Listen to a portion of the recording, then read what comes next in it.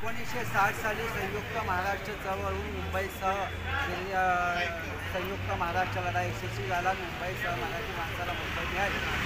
पण आज तात्काळ खऱ्या अर्थानं मुंबई गिरणी कामगारांना किंवा त्याच्या मराठी माणसाला मिळाली तर हा प्रश्न अनुत्तरित राहिलेला आहे. आणि म्हणून ही चळवळ पुन्हा एकदा उभी करण्याची आता वेळ आलेली आहे. आणि पूर्ण महाराष्ट्रामध्ये ही जनजागृती करून गिरणी कामगार हा एक मुद्दा आहे. कारण गिरणी कामगारांना मुंबईत घर मिळालं पाहिजे आणि ते हक्काचं आहे. त्यांनी मिळवलेला संघर्ष आहे. संघर्षातून ती मिळाली 42 वर्षाची ती त्यांच्यासाठी मिळालेलं योगदान आहे. त्याच्यातून त्याला गिरणी कामगाराचा तो हक्क मिळाला पाहिजे. आणि हे प्राथमिक आहे. पण एकंदरीत मराठी माणसाचं जे मुंबईतून हक्कलपट्टी होते किंवा ज्याची कुचंबणा होते, ह्या कुचंबणेला कुठेतरी वाचा फोडण्याचं एक काम या चळवळीच्या माध्यमातून होणार आहे. म्हणून निव्वळ फक्त गिरणी कामगार पुरता हा विषय मर्यादित नसून हा व्यापक विषय आहे की आज आरक्षणाच्या माध्यमातून मराठी माणसाला डावललं